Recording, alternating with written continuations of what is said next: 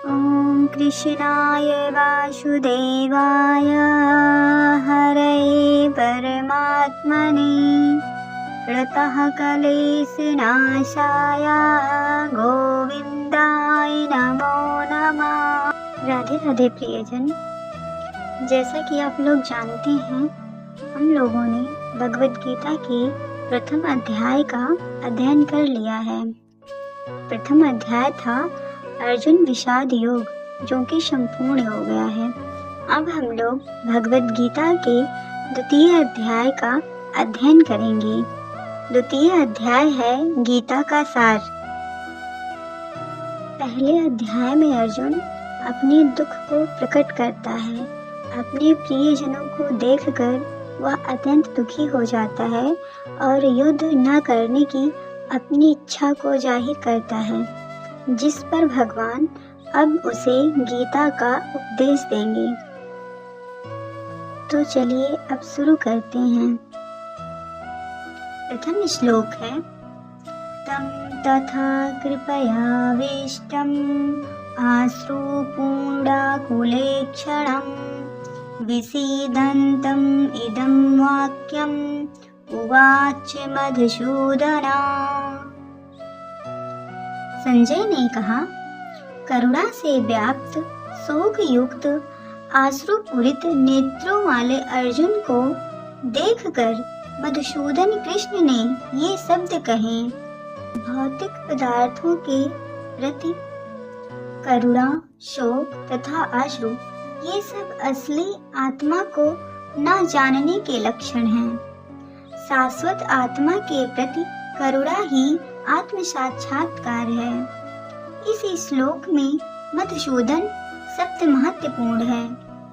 कृष्ण ने मधु नामक असुर का वध किया था, और जब अर्जुन चाह रहा है कि कृष्ण उस अज्ञान रूपी असुर का वध करें, जिसने उसे कर्तव्य से विमुख कर रखा है, यह कोई नहीं जानता कि करुणा का प्रयोग कहाँ होना चाहिए। डूबते हुए मनुष्य के वस्त्रों के लिए करुणा मूर्खता होगी। अज्ञान सागर में गिरे हुए मनुष्य को केवल उसके बाहरी पहनावे अर्थात स्थूल शरीर की रक्षा करके नहीं बचाया जा सकता है। जो इसे नहीं जानता वह बाहरी पहनावे के लिए शोक करता है, वह शूद्र कहलाता है, अर्थात वह वृथा ही शोक करता है।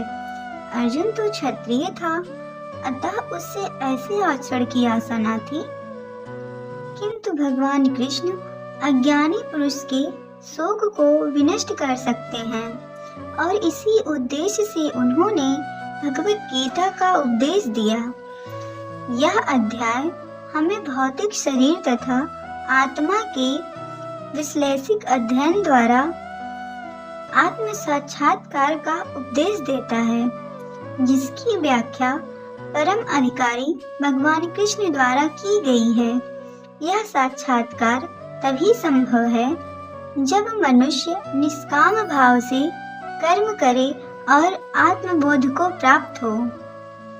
श्री भगवानुवाच कुतस्त्वाकस्मलम् इदं विस्मेषम् उपस्थितिम् अनार्जुष्टं स्वर्गं कीर्तिकरम् अर्जुन।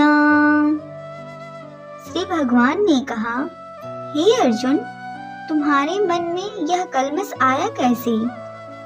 यह उस मनुष्य के लिए तनिक भी अनुकूल नहीं है जो जीवन के मूल्य को जानता हो। इससे उच्च लोक को नहीं अपितु अपयश की प्राप्ति होती है। तात्पर्य, श्री कृष्ण तथा भगवान अभिन्न हैं, इसीलिए श्री कृष्ण को संपूर्ण गीता में भगवान ही कहा गया है। भगवान परम सत्य की प्रकाष्ठा हैं। परम सत्य का बोध ज्ञान की 3 अवस्थाओं में होता है।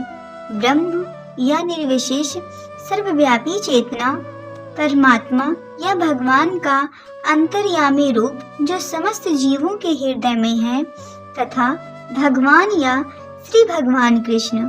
श्री भागवत में परम सत्य की यह धारणा इस प्रकार बताई गई है।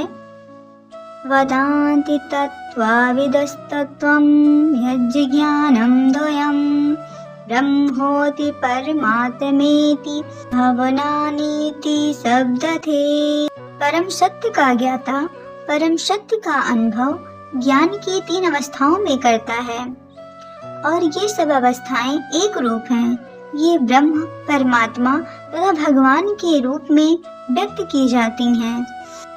इन 3 दिव्य पक्षों को सूर्य के दृष्टांत द्वारा समझाया जा सकता है, क्योंकि उसके भी 3 भिन्न भिन्न पक्ष होते हैं, यथा धूप प्रकाश, सूर्य की सतह तथा सूर्यलोक स्वयं।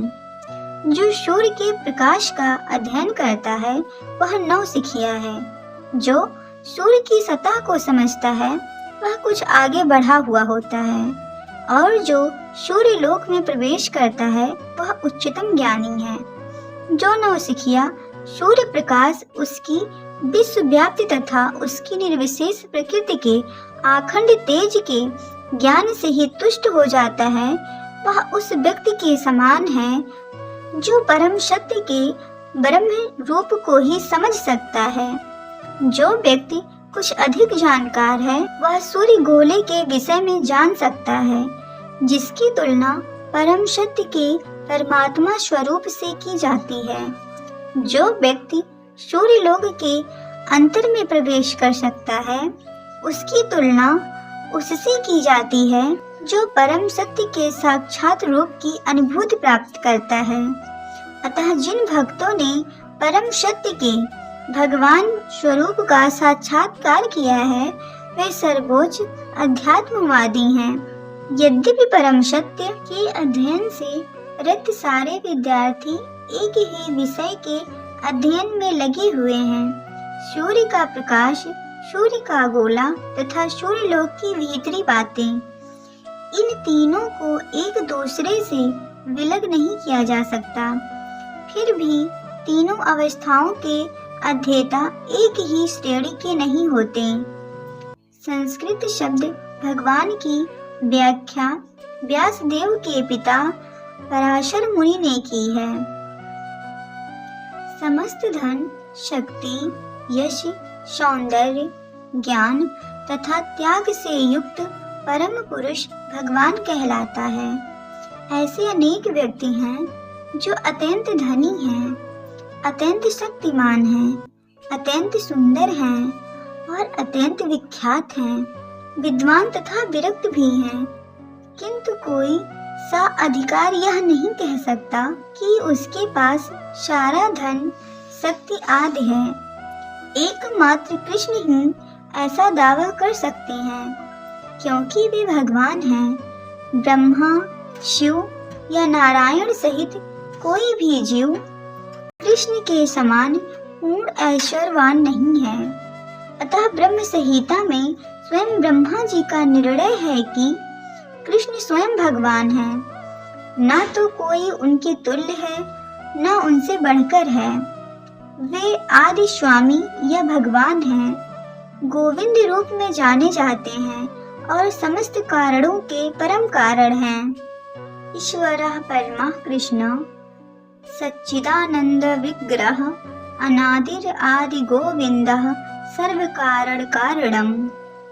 ऐसे अनेक पुरुष हैं जो भगवान के गुणों से युक्त हैं, किंतु कृष्ण परम हैं, क्योंकि उनसे बढ़कर कोई नहीं है। वे परम पुरुष हैं और उनका शरीर सच्चिदानंदमय है।